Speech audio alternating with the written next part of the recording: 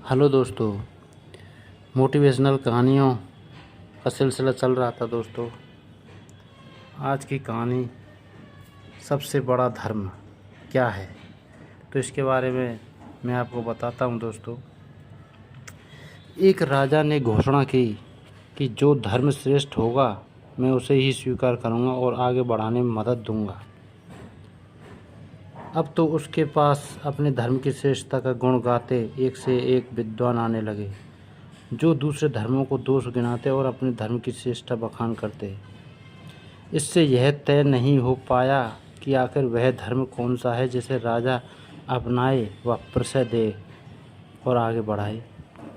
अनिर्णय की इस स्थिति में राजा बेहद दुखी हुआ और अधर्म में ही जीता रहा, लेकिन उसने अपनी खोज समाप्त नहीं की और खोज में जुटा रहा।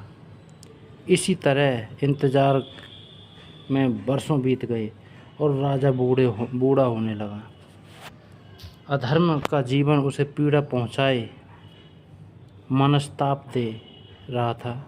अंत में वह एक साधु की शरण में गया और उनसे राजा ने अपनी समस्या का हल पूछा। राजा ने कहा, महात्मन, मैं सर्वश्रेष्ठ धर्म की खोज में हूँ, पर मुझे वह नहीं मिल पा रहा है।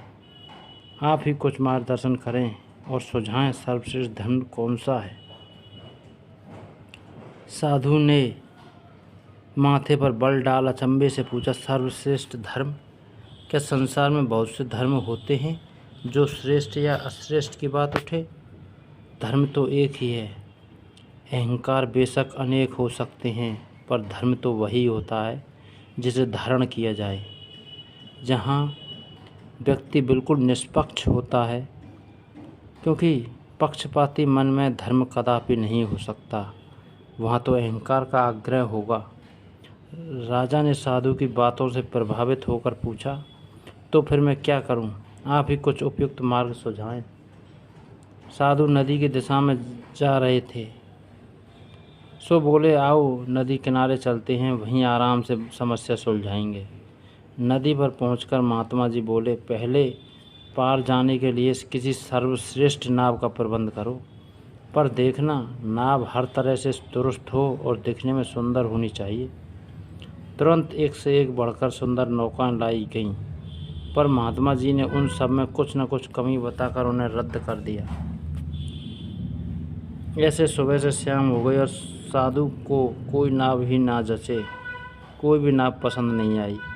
इससे तंग आ भूखा प्यासा राजा बुरी तरह चिढ़ गया और तुनक कर बोला, इनमें कोई भी नाव हमें सरलता से नदी पार करवा देगी। यदि फिर भी नाव पसंद नहीं तो हम स्वयं भी तो तैर कर नदी पार कर सकते हैं। इसमें कठिनाई क्या है?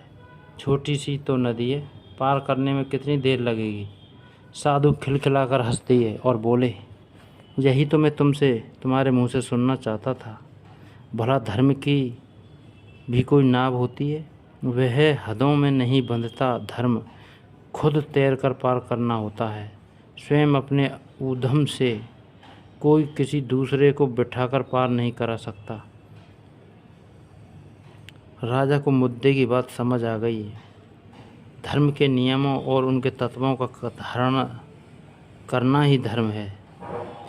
दिमागी कसरत में जुटे लोग आज धर्म की बखिया उधेड़ने में लगे हैं।